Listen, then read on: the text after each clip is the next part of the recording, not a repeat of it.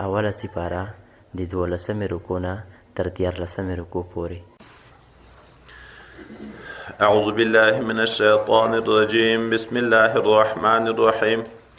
يا أيها الذين آمنوا لا تقولوا راعنا وقولوا انظرنا واسمعوا وللكافرين عذاب أليم.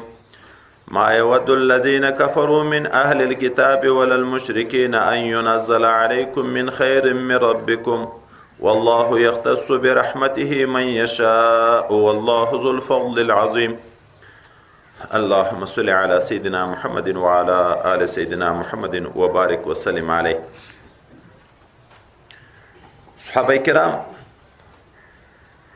چونکه نوی په اسلام مشرف شو او اکثره د لوی عمر خاوندان وو، مخکې تعلیمات دی نه و کړي، نو په یو بیان باندې سپینګیری سړی مثلا مشر سړی پوهېدنه څه مشکل وي چې بیا خبر هم لږ تیزه وشي، نو دی به حضور پاک صلی الله علیه وسلم ته عرض وکړو چې یا رسول الله صلی الله علیه وسلم راعنا، د موږ د حال رعایت کوه، غوږ راته ونیسه، یو پوښتنه لرم، خبره په سوکه سوکه چې راته بیانېږي. دا لفظ صحابه و په صحیح مقصد استعمالوه. یهود چې په مدینه منوره کې وو، هغه اوس هم دا د دوی وایي عادت ده، اکثره داسې الفاظ استعمالوي د مسلمانانو په باب کې چې دوه خیله ترجمې لري. یوه قسمه یې صحیح ترجمه وي خو په بل طریقه باندې غلط. دوی به د دې دپاره چې څوک اعتراض هم په ونه کړي، خو هغه صحیح معنا خو هم لري، خو خپله به هغه غلطه معنا اخیسته. دوی به هم راغله پیغمبر صلی الله علیه وسلم ته به ویل راعنا، خو دوی د راعنا معنا یا وایي دا اخیسته، اسمع لا اسمعک الله، واوره د ما خبره خدای دې کون کا، العیاذ بالله، خدای دې در باندې وانوري. یا یې د دغه معنا باندې نبی علیه السلام ته دا لفظ استعمالوه، او یا یې راعي په معنا د احمق هم راځي، العیاذ بالله، چې بې عقله دي موږه. بیا مسلمانان په دې په پوه شوه چې دا یهود به په مجلس کې ناست و چې یوه به دا خبره وکړه، دا نور به سره مسکي شوه، و به یې خندل. مسلمانانو پټې د دغه لفظ پوښتنې شروع کړې چې دوی ورته ویلې چې دا خو دغه دواړه معنا استعمالیږي. نو بیا چې د نبی علیه السلام په مجلس کې به دوی دا لفظ استعمال کړو، صحابي مبارک به خوشک ورته وکړه. دوی به ویل خو تاسې هم ورته وایه. نو الله تعالی د مخنیوي دپاره چې دغه غلط لفظ بیخي څوک استعمال نه کړي، اصلاح د لفظ یې وکړه. ګوره شارع د موږ د الفاظو اصلاح هم کوي. د راعنا په ځای انظرنا وایه مسلمانانو، داسې خو د راعنا هم صحیح معنا اخلی، خو دوی غلطه معنا ته راخلي. اوس د دوی د مخنیوي دپاره چې بیا دوی دا جواب نه وي چې خو تاسې هم وایه، تاسې هغه لفظ پرېږدي انظرنا وایه، دغه انظرنا کې بیا دوه معناوې نشته چې دوی غلطه معنا تر واخلي. یا ایها الذین آمنو، هغه کسانو چې ایمان راوړی د تاسې، یعنې ای مؤمنانو، لا تقولوا راعنا، مو وایئ تاسې لفظ د راعنا رسول الله صلی الله علیه وسلم ته، وقولوا وایئ انظرنا، چې ته د راعنا په ځای باندې وګوره موږ ته، انتظار وکړه موږ ته. او بیا رسول الله صلی الله علیه وسلم سره صحابه او زندگی کې الفاظ اصلاح وکړه، خو ورسره تنبیه ورکړي، په غفلت هم مه کښېنئ چې په خبره هم نه زده کېږي بیا پوښتنې کوي. واسمعوا، ښه په غور خبره اورئ، د رسول الله صلی الله علیه وسلم د زړه په غوږو یې اورئ. چې سړی په حضور باندې کښېني، من القى سمع وهو شهید، غوږ کېږدي خو حاضر القلب مې، بیا اکثره خدای پاک رحیم او کریم ذات هغه مسله باندې سر ورخلاصوي.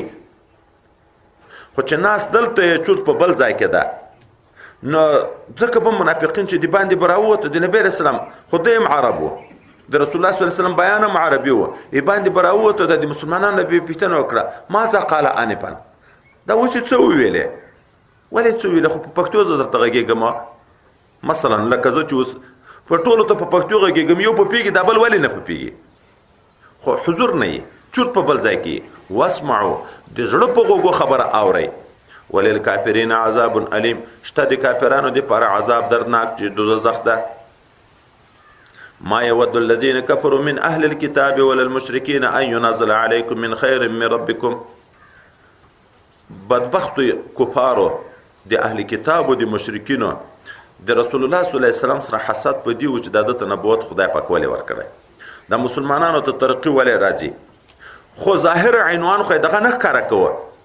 کله به هغه صادق مسلمانان غلطول، لکه په احد کې چې مسلمانانو ته څه تکلیف ورسېدو، نو بعضې کفارو دغه مسلمانانو ضعیف بې علمو مسلمانانو ته به ویلې که دا دین حق وای نو ولې به دومره شکست تکلیف ورته پیدا کېدو، معلومیږي چې دا موږ په حق یو نو موږ طرف ته راشه. الله وی دغه تاسې باندې زړه سوی نه لري چې رښتیا مو د زړه سوی نه غواړي خپلې لارې ته، نه په تاسې دغه ښه نعمت نه لورېږي، حسد د دغه وجه نه ده. ما یود الذین کفروا نه خوښوي دوست نه ګڼي هغه کسان چې کافران دي من اهل الکتاب د اهل کتابونه، ولا المشرکین او نه خوښوي هغه کسان چې کافران دي د مشرکینو نه. څه شی نه خوښوي؟ ان ينزل عليكم من خير من ربكم، دا خبره چې نازل کړی شي په تاسې باندې کومه ښه خبره وحی او نصرت له جانب د رب د تاسې نه. والله يختص برحمته من يشاء، الله خاص ګرځي په رحمت خپل سره هغه څوک چې ورته خوښی شي. خو دې حسد کوي، د الله په ورکړه باندې بدنیتي کوي. والله ذو الفضل العظیم، خدای پاک خاوند د فضل ډیر لوی ده. اوس نو چې د فضل ډیر لوی ده، خزانې د الله په لاس کې دي، د بنده سره حسد مه کوه چې دا ده ولې پیدا کړه، خو الله ته رجوع وکړه چې تا ته هم درکړي. د الله خزانې غټې دي، هغه کې څه کمی نه راځي. نو د بل سره چې حسد کوي، دا حسدګر انسان په بل باندې ښه نه لورېږي چې ما ته نشته نو ده ته ولې شته.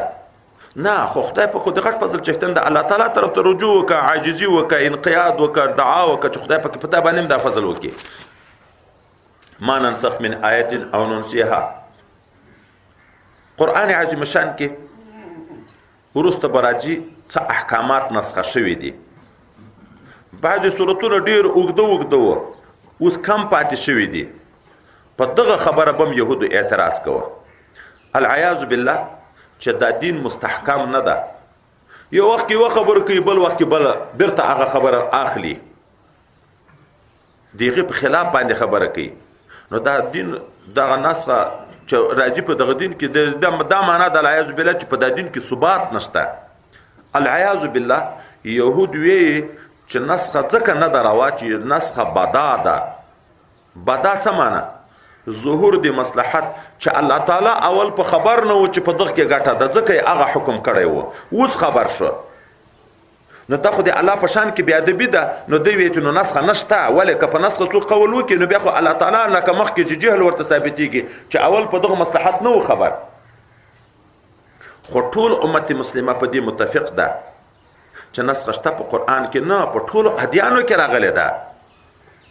د آدم علیه السلام په وخت کې تر ډیره وخته ورور او خور په خپل منځ کې نکاح سره کړه که یې نه کړه؟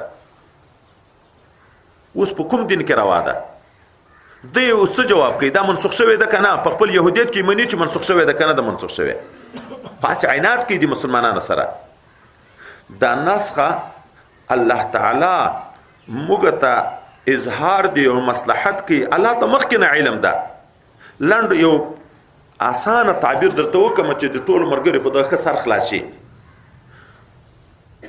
کشف الباری بخاري شریف کې د دغه دپاره یو داسې مثال ذکر کوي. سړی ډاکټر ته ورغی، دغه ډاکټر د حکیم د ده نبض وکوت، د ده د مرض انداز ورته معلوم شو چې د دغه مرض مناسب دا ده چې 10 شپې داسې دوایي وخوري، ډېره نه، ځکه چې هغه مرض مثلا د ده د سړه نه پیدا ده. 10 ورځې چې دا دوایي وخوري په وجود کې دومره ګرمایش پیدا کېږي چې دا مرض په ختمیږي. خو که ډېره وخوري بیا تاوان تر جوړېږي، بیا نسخه بدلول پکار دي. خو اوس دوه خیله صورت دي. یو صورت دا ده چې هغه حکیم دی اوله نه دا ورته وي لاس ونیسي، 10 ورځې به زه یو خیله دوایي درکوم، بیا به بله نسخه راځي ته 10 ورځې به بیا بل خیله دوایي درکوم، بیا به راځي بیا به 10 ورځې بله نسخه درکوم. مریض په پریشانی کې واقع شي چې ښه نو د ګټې دوایي کومه ده؟ اول ده، د مابین ده، د اخر ده؟ ولې په ما باندې دا نور چې هغه ګټې اخر کې راکوي ولې اوله نه راکوي؟ په پریشانی کې وي. او یو صورت دا ده چې حکیم نبض وینیو، ده ته یې ویلې د 10 ورځو دوایي ورکړه چې بیا راشي. چې بیا راغی بیا نه بزو کوت نو بیا دته ویلې چې مرض د ډیرو ورک شوی ده. اوس په دغه اجزاو کې د لس نسخه شیان وو، دا 2 نسخه تحت ذاتی نور ضرورت نشته. دغه په ځای اوس دا ګټه ده. دغه مریض د ډاکټر دا خبره په وخیاري حمل کوي که په بیاقلی. ډیر وخیار حکیم د په یو ور سړی ته پنده نه جوړي. ډیر وخیار حکیم د په یو ور پنده نه جوړي.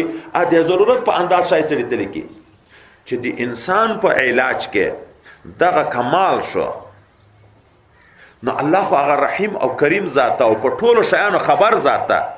هغه که اوس د اوله نه دا وي چې تر یو وخته به داسې حکم یې، بیا به دا حکم یې، بیا به دا حکم یې، انسانان به په پریشانۍ کې واقع.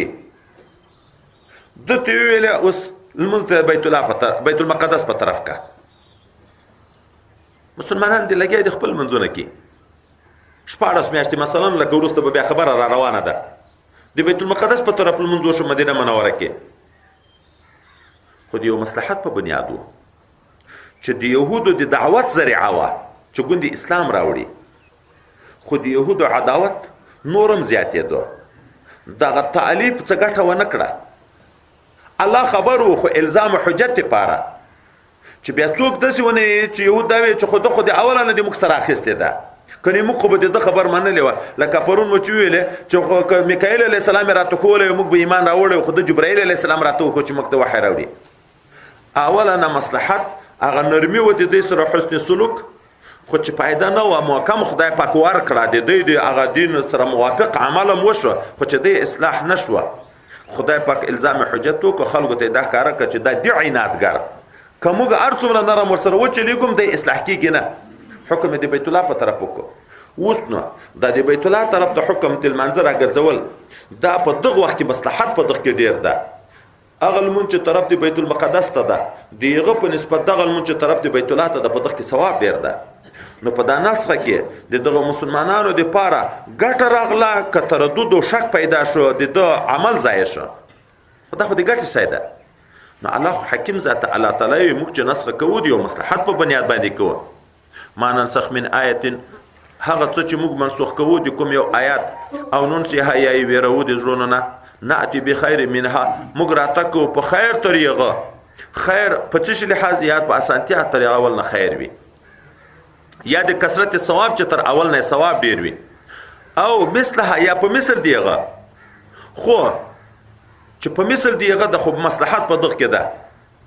کالی دی اسلام تعبیر درته وکم دا کالی دی د بدن حفاظت کوي، خو په ژمي کې په وړي کې کالی فرق لري که نه لري.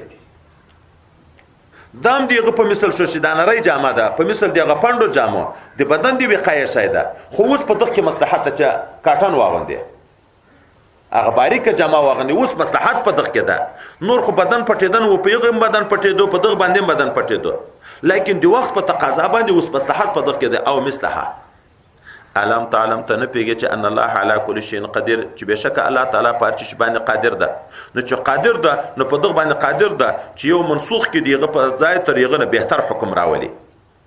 علم تعلم ته نه پیږي انسان ان الله له ملک السماوات والارض چې بشک الله لره پاچای د اسمانو او د مځکې ده. وما لكم من دون الله من ولي ولا نصير او نشته د تاسو لپاره غیر د الله تعالی نه څه دوست او نه کوم کوونکی. کدی الله ناراضی راشي خدای پاکم دی وساتي بیا مبل څوک نشي خلاصولای. ام تريدون ان تسالوا رسولكم كما سئل موسى من قبل ومن يتبدل الكفر بالايمان فقد ضل سواء السبيل. پیغمبر علی السلام ته باز خلک راغله موږ به د تا خبره الته ومنو چې موږ تم د لیکلای کتاب په یو ور راوړې لکه يهودو ته چې تورات په یو ور نازل شوی. چا د څه غوښتنه وکړي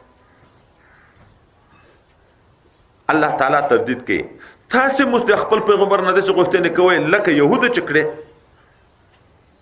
يهودو ته به یو خبره ښکارا شو بیا ویل نه دا نه پرون مو ویل کابل ور سبق کې مو ویل د الله خبره په غوغو واورې دي خو بیا مو ویل نه ترڅو ایمان نه راوړو چې الله تعالی مو پستر ګونی لیدلای.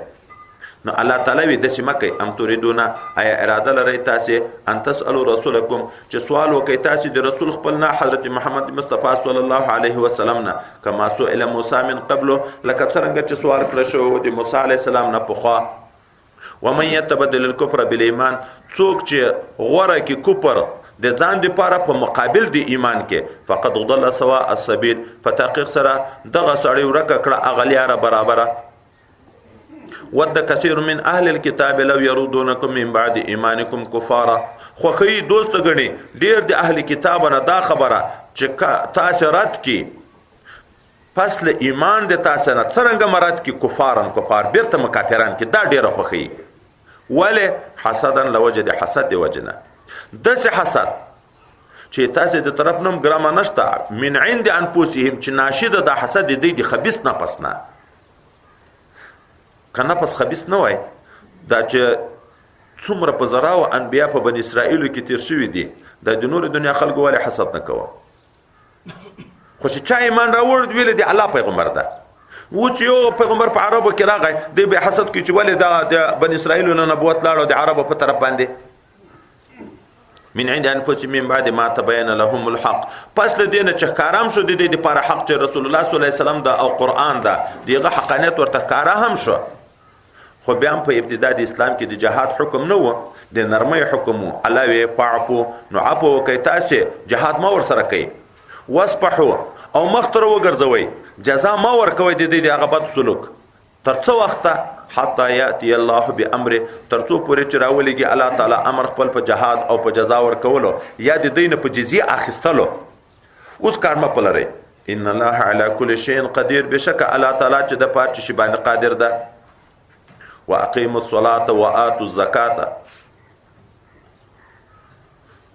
د جهاد خبرې بورسته بیا راځي ابتدا کې اجازه د جهاد نه و تر مدینه منورې زندگی پورې چې د 14 کال په مکه معظمه کې تیرول په مدینه منوره کې په ابتدا کې دا بیا ورسته د اجازه راغله اول الله حکم دی اصلاح د نفوس کو دوی باندې کار ملره خو په منځ دوام کوي زکات ورکوي نیک اعمال کوي چې نفس اصلاح شي یو واره د خپل نفس اصلاح راولي بیا پس دغه به اجازه دی بل د اصلاح درته وشي چې که په سوکانو او په زور بیا مجبوره کوي واقیموا الصلاة سم ادا کوي د ټولو حقوق سره المنځ او اتو زکات ورکوي زکات وما تقدموا لانفسکم من خیر هغه څه چې مخته ولېږي تاسو د خپل ځانو د لپاره څه خیر خبر عامه شو په فرض پورې نه ده لمونځ خو فرض ده زکات خو فرض ده زکات ورکوي لمونځ ادا کوي بیا الله عام ذکر کوي هر نیک عمل چې مخته ولېږي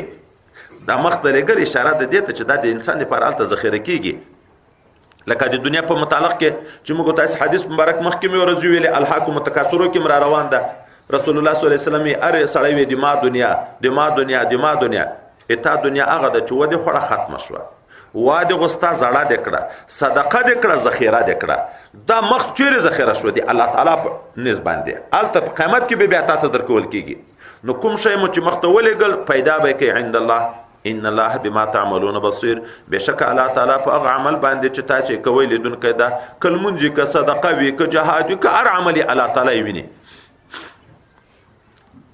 د نصاراو یو وفد د نجران راغلی و مدینه منورې ته بیا د نبی علیہ السلام په حضور کې په خپل منځ کې د دې سره جګړه شو يهود ویل جنت ته صرف يهوديان دي بل څوک نشي تلای نصارا ویل چې نه جنت ته صرف نصارا دي بل څوک نشي تلای الله تعالی دې دواړو تردید کوي اره یو خداوت اختصاص کوي چې جنت دې موږ ده علاوه نه یو خبره نه ده د دې اچا اسه امیدونه دی په امیدو جنت نه ورکول کیږي جنت دی هغه چا د چې ځان الله ته تسلیم کو خو په تسلیم کې مخلص وو دا ایمان دی اخلاص وو جنت دغه خلکو دی پاره ده دا چې په تش په خلو دعوه لري او په حقیقت کې دی الله سره مخلص نه وي دغه سره دی پاره جنت نشته وقالو او یا اهل کتاب لن يدخل الجنه الا من كان هودا نه بنوزي جنت مگر هغه څوک چې يهودي وي عبارت کې اختصار ده او یی نصارا چې داخل بنشي جنت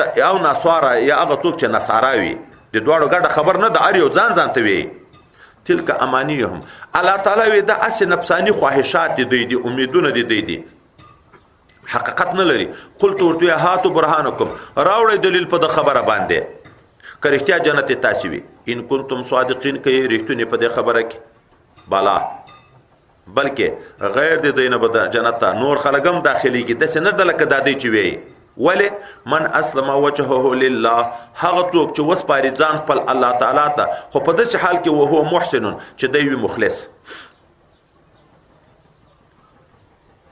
دا موږ ابل ورځم چې ویلې چې ځای په ځای به دا خبره ډیر راځي چې نیت ډیر ضرور ده دا د نیت نه کله په اخلاص عنوان تعبیر کیږي وما امروا الا ليعبدون الله له مخلصين کله په احسان تعبیر کیږي په مختلفو تعبیرو وای تعبیر تر کیږي نو چې په نیت کې صفا او هو محسنون عمل و د خدای د رضا لپاره بیا فله اجره نو دغه انسان لپاره اجر دې ده عند ربه پنځ د رب دې ولا خوف عليهم نبوي ري په دې باندې ولا هم يحزنون او نه به خفقيږي په قیامت کې